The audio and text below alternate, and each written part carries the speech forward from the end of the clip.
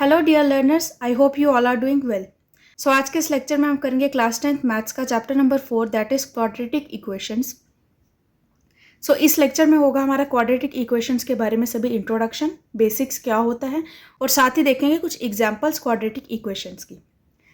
So quadratic equations क्या होता है? क्वाड्रेटिक इक्वेशंस को समझने से पहले हमें पता होना चाहिए कि इक्वेशंस क्या होती हैं और इक्वेशंस क्या होती है वो हमने अपने सेकंड चैप्टर में पढ़ा था, जहाँ पे हमने पढ़ा था पॉलिनोमियल्स के बारे में। और फिर अपने थर्ड चैप्टर में हमने किया था लीनियर इक्वेशंस इन टू वेरिएबल, तो वहाँ पे भी हमने इक्वेशंस के बारे में बहुत डिटेल में पढ़ा है। सो एक क्विक रिकैप लेते हैं कि पॉलिनोमियल्स क्या होता है, हमने उसके बारे में क्या क्या पढ़ा हुआ है, ताकि अगर आपको कुछ उसमें भूल भी गया है तो आपको याद आ जाए। सो पॉलिनोमियल्स की अगर हम बात करें, पॉलिनोमियल्स क्या होते हैं? पॉलिनोमियल्स हमारे पास एक अलजेब्रिक एक्सप्रेशन होते हैं जिसमें कि हमारे वेरिएबल्स की पावर जो होती है वो एक होल नंबर होती है। ये होती है पॉलिनोमियल्स की कंडीशन। सो पॉलिनोमियल्स क्या होते हैं? सिंपल अगर हम बोले तो अलजेब्रिक एक्सप्रेशंस होते हैं। किस तरह के अलजेब्रिक एक्सप्रेशंस? क्या सभी अलजेब्रिक एक्सप्रेशंस को हम पॉलिनोमियल्स कहते हैं? नो। कौन से अलजेब्रिक एक्सप्रेशन जिसमें कि हमारा जो वेरिएबल है उसकी पावर हमेशा होल नंबर होनी चाहिए? कौन से अलजेब्रिक एक्सप्रेशन जिसमें कि वेरिएबल्स की पावर जो होती है वो हमेशा होल नंबर होनी चाहिए। ये सब चीज़ें हम सेकंड चैप्टर में अपने बहुत डिटेल में पढ़ चुके हैं। सो वही हम रिवाइज कर रहे हैं कि पॉलिनोमियल्स क्या होते हैं। कुछ एग्जांपल्स देखते हैं। जैसे सपोज करिए हमारे पास एक एक्सप्रेशन है 5x³ प्लस 6x। ये एक हमारा पॉलिनोमियल है क्योंकि यहाँ पे हमारे पास अलजेब्रिक एक्सप्रेशन बन रहा है और हमारे जो वेरिएबल्स है उनकी पावर क्या है? होल नंबर है। 3 वो भी एक होल नंबर होता है, 1 भी होल नंबर होता है। तो ये आपका एक पॉलिनोमियल की एग्जांपल आ गई। सिमिलरली एक और एग्जांपल ले लेते हैं, जैसे 7y² प्लस 2y प्लस 1। ये भी एक आपका पॉलिनोमियल है क्योंकि ये भी आपका अलजेब्रिक एक्सप्रेशन बन रहा है और इसमें जो वेरिएबल्स हैं उनकी पावर्स क्या है? होल नंबर है। तो बस यही क्राइटेरिया है जो बनाता है एक अलजेब्रिक एक्सप्रेशन को पॉलिनोमियल, कि आपका जो अलजेब्रिक एक्सप्रेशन है उसमें जितने भी वेरिएबल्स हैं उनकी पावर हमेशा होल नंबर होनी चाहिए। होल नंबर क्या होता है? 0 1 2 3 सारे नंबर्स जो होते हैं वो आपके होल नंबर्स होते हैं। तो ये हमने बात कर ली पॉलिनोमियल्स की। अब इसी पॉलिनोमियल्स चैप्टर में हमने पढ़ा था डिग्री के बारे में। डिग्री एक टर्म थी जो हमने पॉलिनोमियल्स में पढ़ी थी, उसको भी एक रिवाइज कर लेते हैं। डिग्री क्या होती है? डिग्री होती है वेरिएबल की जो हाईएस्ट पावर होती है। Highest power of variable in an expression और पॉलिनोमियल। पॉलिनोमियल में जो आपका वेरिएबल है उसमें जो हाईएस्ट पावर है उसको हम बोलते हैं डिग्री। एग्जाम्पल हमारे पास जैसे यही एक पॉलिनोमियल था 5x³ प्लस 6x। इसमें जो आपका वेरिएबल है इसकी पावर क्या है? 3 है और यहाँ पे 1 है। तो 3 और 1 में हाईएस्ट क्या है? 3 है। तो हम बोलेंगे इस पूरे पॉलिनोमियल की जो डिग्री है वो है 3। ठीक है। इसकी बात करें अगर 7y² प्लस 2y प्लस 1, इसकी डिग्री क्या है? डिग्री मतलब आपके वेरिएबल की हाईएस्ट पावर क्या है? 2। तो हम यहाँ पे बोलेंगे इसमें डिग्री है 2 के इक्वल। तो ये हमने पढ़ा था पॉलिनोमियल्स में कि पॉलिनोमियल होता क्या है, उसमें डिग्री का क्या मतलब होता है और उसके बाद उसकी क्लासिफिकेशन की थी। सो अब बात आती है कि पॉलिनोमियल्स और इक्वेशंस में क्या डिफरेंस होता है। पॉलिनोमियल होता है कोई भी आपका अलजेब्रिक एक्सप्रेशन, जैसे कि मैंने यहाँ पे एग्जांपल्स दी। लेकिन अगर हम यही एक्सप्रेशंस के आगे इक्वल टू का साइन लगा दें तो वो बन जाती है आपकी इक्वेशन। सिंपल। इक्वेशंस क्या होती हैं?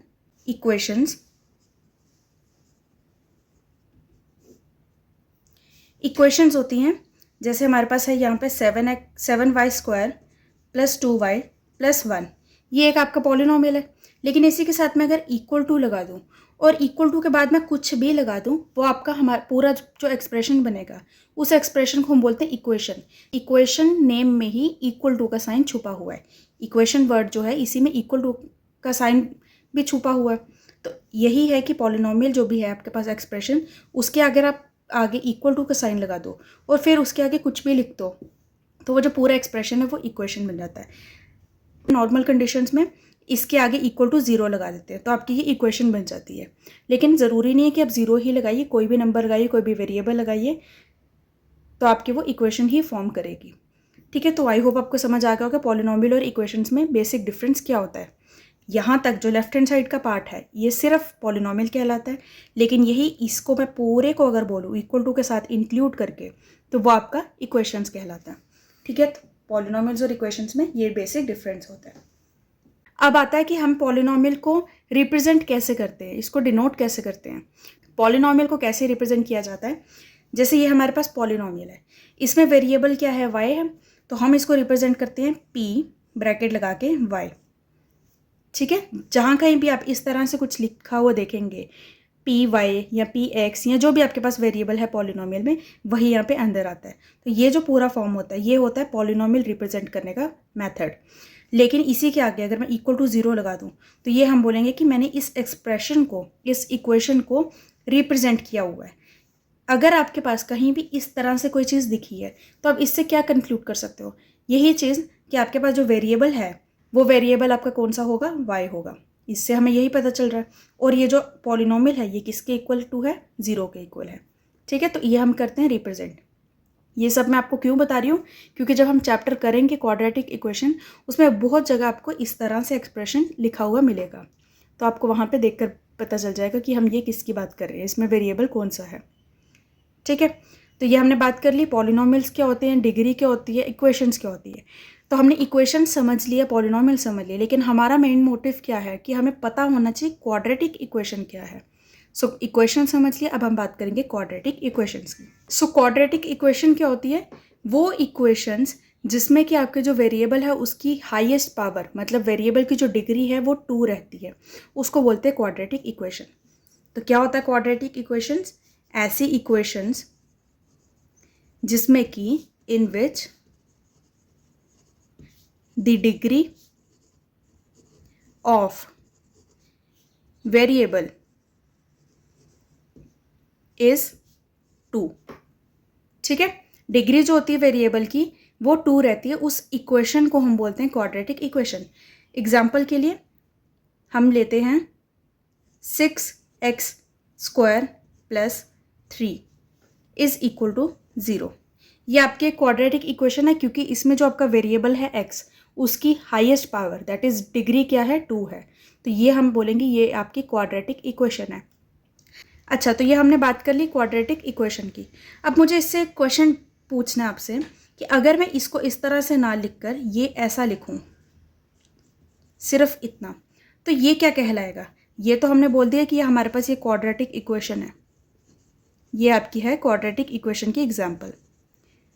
लेकिन ये क्या है, यहाँ पे मैंने इक्वल टू का साइन नहीं दिया, तो इसको हम बोलेंगे क्वाड्रेटिक पॉलिनोमियल। ये आपका है क्वाड्रेटिक पॉलिनोमियल।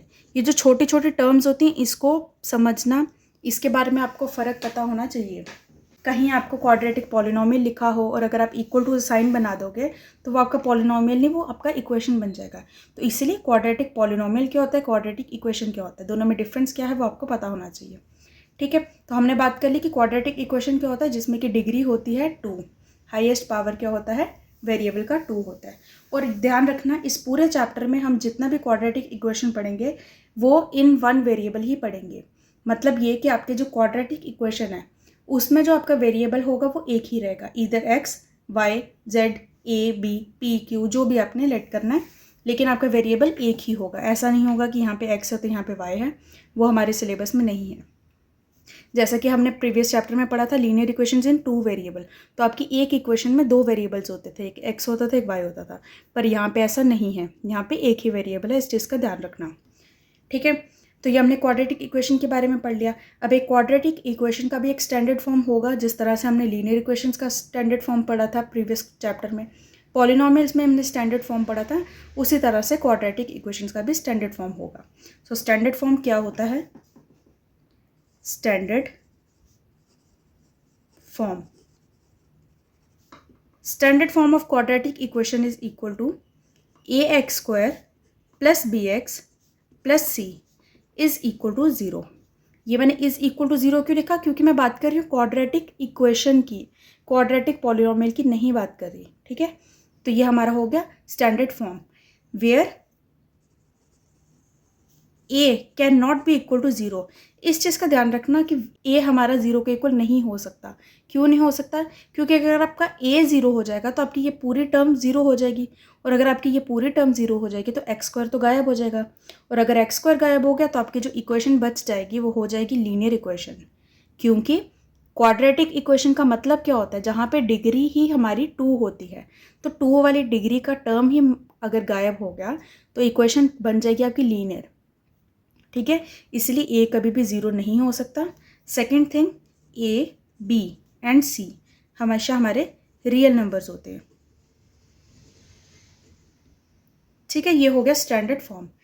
अब इसको अगर मुझे एक्सप्रेस करना होगा तो मैं इसको किस तरह से लिख सकती हूँ, इसको मैं ऐसे लिख सकती हूँ, p x is equal to 0। इस चीज़ को याद रखना, ठीक है। पी मतलब हमारा पॉलिनोमियल है, एक्स मतलब हमारा ये जो है इसमें वेरिएबल एक्स था, इक्वल टू 0 मतलब ये जो पूरा पॉलिनोमियल है वो 0 के इक्वल है। तो ये हमने इसको रिप्रेजेंट करना भी बता दिया, ठीक है। अब हम कुछ एग्जांपल्स देखेंगे और उसमें डिस्टिंग्विश करेंगे कि हमारे पास जो गिवन इक्वेशन है वो क्वाड्रेटिक है या नहीं है।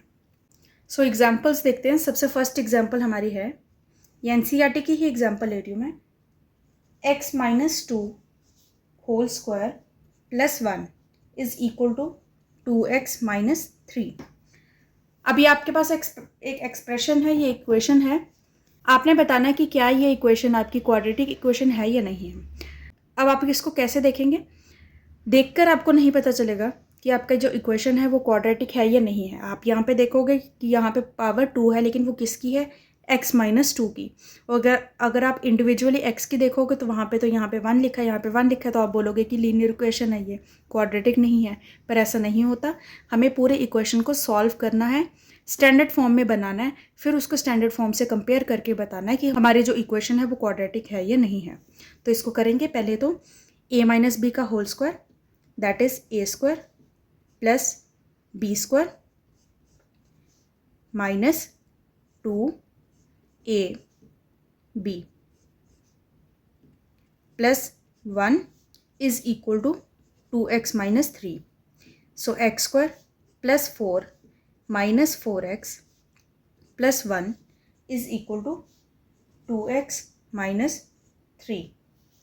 सो x square minus 4x plus 5 is equal to 2x minus 3। So x square, ये 2x और माइनस 3 ये पूरा हम लेफ्ट हैंड साइड पे ले आएंगे। So minus 4x minus 2x plus 5 plus 3 is equal to 0। X square minus 6x plus 8 is equal to 0। तो ये हमारी एक इक्वेशन बनी है। इसको अगर आप जनरल एक्सप्रेशन से कंपेयर करोगे तो हमें पता चलेगा, on comparing with ax square plus bx plus c is equal to 0। a की वैल्यू हमें पता चल रही है, अगर आप इसको इससे कंपेयर करोगे तो a आपका 1 है। b की बात करें, इस वाली टर्म को जहाँ पे x आपका रेज़ टू पावर 1 है उसको इससे कंपेयर करोगे तो b की वैल्यू आपको मिल रही है -6 एंड c की वैल्यू मिल रही है, इसको इससे कंपेयर करोगे तो 8। तो आपको ए और बी और सी की वैल्यू मिल गई, प्लस हमें ये देखकर पता चल गया कि ये जो इक्वेशन है हमें जो गिवन थी वो आपकी क्वाड्रेटिक इक्वेशन थी, क्योंकि यहाँ पे हाईएस्ट पावर क्या है, 2 है एक्स की, ठीक है। तो हमें इससे क्या पता चल रहा है कि हमारी जो इक्वेशन है वो आपकी क्वाड्रेटिक इक्वेशन के फॉर्म में है। ओके, सो हमने फर्स्ट इक्वेशन को बता दिया कि आपकी क्वाड्रेटिक इक्वेशन है। सो हम यहाँ पे लिख लेंगे therefore 8 is a quadratic equation। okay, second example, x into x plus 1 plus 8 is equal to x plus 2 into x minus 2। ये आपके पास एक इक्वेशन दी है, हमने बताना कि ये क्वाड्रेटिक इक्वेशन है या नहीं है। ये भी आपका एनसीईआरटी का ही एग्जाम्पल है। सो इसको हम सॉल्व करेंगे ब्रैकेट ओपन करके। सो ये x पूरा मल्टीप्लाई हो जाएगा तो आ जाएगा x square plus x plus 8 is equal to, ये ए प्लस बी है, ये ए माइनस बी है, तो ए प्लस बी इंटू ए माइनस बी होता है हमारा ए स्क्वायर माइनस बी स्क्वायर, तो 2 का स्क्वायर दैट इज़ 4। अब यहाँ पे एक्स स्क्वायर और यहाँ पे एक्स स्क्वायर दोनों में है, तो ये हमारा कैंसिल हो जाएगा, तो रह जाएगा आपका एक्स प्लस 8, ये -4 को प्लस यहाँ पे 4 कर देते हैं, इज इक्वल टू 0। तो ये आपकी टर्म बन जाएगी x plus 12 is equal to 0। अब आप देखिए यहाँ पे जो आपके पास एक्स स्क्वायर था वही कैंसिल हो गया, तो ये आपकी इक्वेशन बनी है, ये क्वाड्रेटिक इक्वेशन नहीं रही, क्योंकि क्वाड्रेटिक इक्वेशन में आपके पास हाईएस्ट पावर होनी चाहिए 2, तो हाईएस्ट पावर 2 वाली टर्म ही आपकी खत्म हो गई है, तो आपकी इक्वेशन क्या रह गई, लीनियर इक्वेशन रह गई। तो इससे हमें क्या पता चल रहा है कि ये जो इक्वेशन है ये क्वाड्रेटिक इक्वेशन नहीं है, ये आपकी लीनियर इक्वेशन है। और अगर आप इसको कंपेयर भी करना चाहो a x square plus b x plus c से,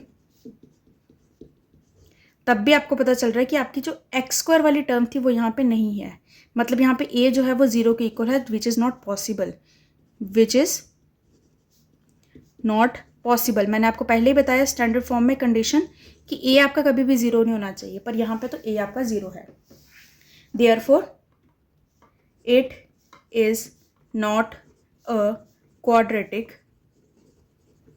इक्वेशन। ओके, नाउ एक और एग्जांपल देखते हैं। सो इक्वेशन हमारे पास है यहाँ पे x plus 2 whole cube is equal to x cube minus 4। ये आपके पास एक इक्वेशन गिवन है, इसमें भी हमें बताना है कि ये क्वाड्रेटिक इक्वेशन है या नहीं है।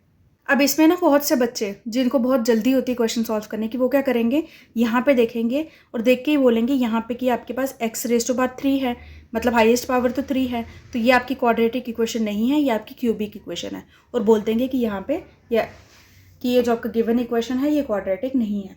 पर इतनी जल्दबाजी नहीं करनी, जो भी आपके पास इस तरह से एक्सप्रेशन दिए हैं उसको पूरा सॉल्व करना है, फिर देखना है कि क्वाड्रेटिक इक्वेशन बन रहा है या नहीं बन रहा। हम भी इसको पहले पूरा सॉल्व करेंगे ब्रैकेट ओपन करके। सो ए प्लस बी का whole cube is equal to a cube plus b cube plus 3 into a into b square plus 3 into a square into b is equal to x cube minus 4। So x cube plus 8 plus 12x plus 6x square is equal to x cube minus 4। अब आप देखो यहाँ पे x cube और x cube वाली term तो cancel हो गई, ठीक है, जिसको देखकर आप बच्चे सारे कह रहे थे कि आपकी जो एक्सप्रेशन है ये क्वाड्रेटिक इक्वेशन नहीं है, वो चीज़ तो आपकी कैंसिल हो गई, एक्स क्यूब तो कैंसिल हो गया, इसी की बेसिस पे बोल रहे थे ना कि ये तो क्यूबिक इक्वेशन है, क्वाड्रेटिक नहीं है। सो अब फर्दर सॉल्व करके देखते कि क्या ये क्वाड्रेटिक इक्वेशन है या नहीं। सो ये आपका बन जाएगा 6x square plus 12x plus 8 plus 4 is equal to 0। 6x square plus 12x plus 12 is equal to 0। या इस पूरे में से अगर हम 6 को कॉमन ले लेते तो इक्वेशन बन जाएगी आपकी x square plus 2x plus 2 is equal to 0। अब आप बताओ कि ये इक्वेशन आपकी क्वाड्रेटिक है या नहीं है। ये इक्वेशन आपकी क्वाड्रेटिक है, क्योंकि यहाँ पे हाईएस्ट पावर जो है 2 है, मतलब जो आपका a x square plus b x plus c से हम जब कंपेयर करते हैं तो जो आपका ए है यहाँ पे क्या है 1 के इक्वल है, 0 नहीं है। 0 नहीं है तो मतलब ये आपकी एक्सप्रेशन जो है वो क्वाड्रेटिक इक्वेशन है। सो इसको हम बोल देंगे कि therefore it is a quadratic equation. ठीक है, तो इस एग्जाम्पल से हमें क्या पता चला कि क्वेश्चन को कभी भी सिर्फ देखकर नहीं है बताना कि क्वाड्रेटिक है या नहीं है, उसको सॉल्व करो पहले, एंड तक लाओ और फिर देखो कि क्वाड्रेटिक इक्वेशन बन रही है या नहीं बन रही। ठीक है, वरना आप क्या यहाँ पे गलत कर सकते थे एक्स क्यूब देख कर ही, तो ये चीज़ नहीं करनी, इस चीज़ को अवॉइड करना है। तो ये हमने कर लिया। अब इससे आपको बहुत सा क्लैरिटी मिल गई होगी क्वाड्रेटिक इक्वेशन क्या होती है, कैसे दिखती है, कैसे उसको हम सॉल्व करके चेक कर सकते हैं। अब इसमें एक चीज़ ध्यान रखना कि आपका जो क्वाड्रेटिक इक्वेशन है उसको लिखने का एक मेथड होता है। मतलब ये कि जैसे यहाँ पे ये फॉर्म बन रही थी इसमें, तो मैंने पहले 6x स्क्वायर वाली टर्म को क्यों लिखा, उसके बाद 12x लिखा और फिर बाद में 8 को क्यों लिखा, क्योंकि होना क्या चाहिए कि आपकी जो हाईएस्ट पावर वाला जो टर्म है वो सबसे पहले आता है, फिर आता है x वाला टर्म और फिर बाद में आता है कांस्टेंट। ओके, क्योंकि हम जैसे स्टैंडर्ड फॉर्म की बात करें तो वहाँ पे हम कैसे लिखते हैं, ax² + bx + c लिखते हैं ना। तो पहले हम क्या लिखते हैं, x² वाली टर्म, फिर x वाली टर्म, फिर हम कांस्टेंट लिखते हैं, इज इक्वल टू 0 कर देते हैं। तो उसी रिप्रेजेंटेशन में आपको इक्वेशन को रिप्रेजेंट करना है। तो कहीं भी अगर आपके पास इक्वेशन इस तरह से दी हुई है तो उसको थोड़ा सा अरेंज कर लो, फिर उसके बाद उसको लिखो, ये आपको करना चाहिए। अब हमारी एनसीईआरटी में एक वर्ड प्रॉब्लम की भी एग्जांपल्स दी हुई है, तो उसको भी एक बार देख लेते हैं कि उससे हम कैसे अपनी क्वाड्रेटिक इक्वेशन को फॉर्म कर सकते हैं। सो ये आपका एक एनसीईआरटी का एग्जांपल है, वर्ड प्रॉब्लम है। क्वेश्चन है, John and Jivanti together have 45 marbles, both of them lost 5 marbles each and the product of the number of marbles they now have is 124. We would like to find out how many marbles they had to start with. Question में हमें बोला कि John और जीवंती 2 लोग हैं, दोनों के पास 45 marbles हैं टुगेदर, मतलब दोनों के पास जितने भी मार्बल है उनको अगर आप प्लस करोगे तब आपका 45 मार्बल्स बनता है। दोनों के पास 5 मार्बल्स जो हैं वो खो गए हैं, और अब बोला है कि जितने मार्बल्स रह गए हैं उनका प्रोडक्ट करोगे तो वो आएगा आपका 124 के इक्वल। तो हमने बताना है कि उनके पास बिल्कुल स्टार्ट में यहाँ पर कितने मार्बल्स दोनों के पास थे। तो इसको किस तरह से सॉल्व करना है, हमने प्रीवियस चैप्टर जब लीनियर इक्वेशन इन 2 वेरिएबल्स किया तो उसमें हम क्या करते थे, 2 लोग होते थे तो 2 हम लेट करते थे वेरिएबल्स की फॉर्म में, एक को x लेट करते थे, एक को y लेट करते थे और फिर उसको सॉल्व करते थे। लेकिन क्योंकि ये क्वाड्रेटिक इक्वेशन चैप्टर है और वो भी इन 1 वेरिएबल्स, तो हम एक को लेट करेंगे और दूसरे को उसके ही रिस्पेक्ट में फॉर्म करेंगे। इस चीज़ का ध्यान रखना।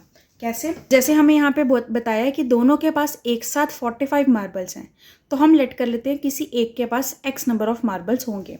सो लेट करते हैं, let John have x number of marbles. ठीक है, हमने लेट कर लिया कि जॉन के पास x मार्बल्स हैं। अगर जॉन के पास x मार्बल्स हैं तो जीवंती के पास कितने होंगे, 45 माइनस x होंगे, क्योंकि दोनों के पास एक साथ प्लस करने पे किसके इक्वल आ रहा है, 45 के इक्वल। एक के पास x है तो दूसरे के पास कितने होंगे, 45 माइनस x होंगे। तो हमने सेकंड का क्या किया, देयरफॉर जीवंती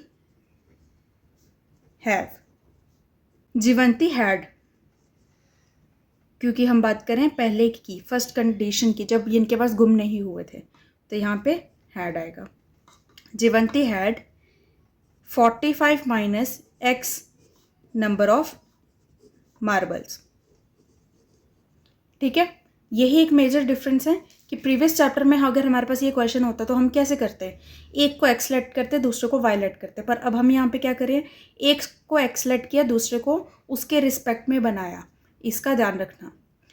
अब हमें बोला है कि दोनों के पास 5 मार्बल जो है वो गुम हो गए हैं। So now number of marbles left with John when he lost 5 marbles. जब जॉन ने 5 मार्बल्स अपने खो दिए तब उसके पास कितने मार्बल रह जाएंगे, जितने थे उसमें से 5 को माइनस कर दो, दैट इज x माइनस 5, इतने रह गए। और जीवंती के पास number of marbles left with Jivanti when she lost 5 marbles. उसके भी जब 5 मार्बल खो गए तब कितने रह जाएंगे, जितने पहले थे उसमें से 5 माइनस, पहले कितने थे, 45 माइनस x, इसमें से हमने 5 को माइनस करना है। सो मतलब ये आपका आ जाएगा 40 माइनस x के इक्वल। अब जॉन के पास मार्बल कितने रह गए, x माइनस 5, और जीवंती के पास कितने रह गए, 40 माइनस x। अब हमें कंडीशन बोली कि दोनों का, ये वाला जो 2 है नंबर्स, इनका प्रोडक्ट किसके इक्वल है, 124 के इक्वल है। नाउ हमें क्या बोला है, x माइनस 5 और 40 माइनस x का प्रोडक्ट 124 के इक्वल है, ये कंडीशन दी हुई है। इसको सॉल्व करेंगे, सो ब्रैकेट ओपन करके सॉल्व करते हैं इसको, तो ये आपका आएगा 40x minus 200 minus x square plus 5x is equal to 124। So मैंने आपको बताया था कि पहले हम एक्स स्क्वायर वाली टर्म लिखेंगे फिर एक्स वाली टर्म लिखेंगे. सो minus x square plus 40x 5x minus 200 और ये वाला 124 को भी इधर ले आते हैं तो minus 124 is equal to 0. So minus x square plus 45x minus 324 is equal to 0. या फिर अगर हम इधर से माइनस को हटाना चाहते हैं, एक्स स्क्वायर के साथ माइनस नहीं लगाना चाहते, तो हम ये पूरी टर्म के साथ माइनस को मल्टीप्लाई कर देंगे. सो बन जाएगा आपका x square minus 45x plus 324 is equal to 0. So ये आपके पास एक क्वाड्रेटिक इक्वेशन बन गई है. अब हमने एक्स की अगर वैल्यू फाइंड करनी है तो उसके लिए हमें इस क्वाड्रेटिक इक्वेशन को सॉल्व करना पड़ेगा. सो क्वाड्रेटिक इक्वेशन को सॉल्व कैसे करते हैं, हमारे पास बहुत से मेथड होते हैं. स्प्लिटिंग का मेथड होता है, फिर आप चैप्टर में आगे पढ़ेंगे, इसका फॉर्मूला भी होता है, उससे भी हम इसको सॉल्व कर सकते हैं. लेकिन फर्स्ट एक्सरसाइज के लिए अभी हमें सॉल्व करने का कुछ मेथड नहीं बोला, वो नेक्स्ट एक्सरसाइज में है.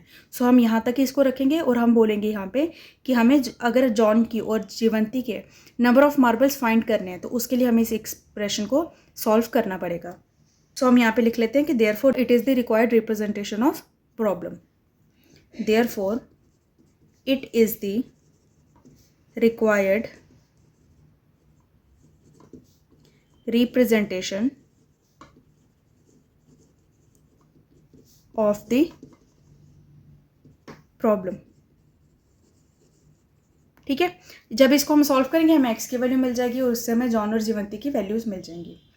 ठीक, ये हमारे पास क्वाड्रेटिक इक्वेशन फॉर्म कर गई. इसमें हमें बस यही चीज़ का ध्यान रखना है कि कैसे हमारी वर्ड प्रॉब्लम लीनियर इक्वेशंस के चैप्टर और क्वाड्रेटिक इक्वेशन के चैप्टर में डिफरेंस होती है.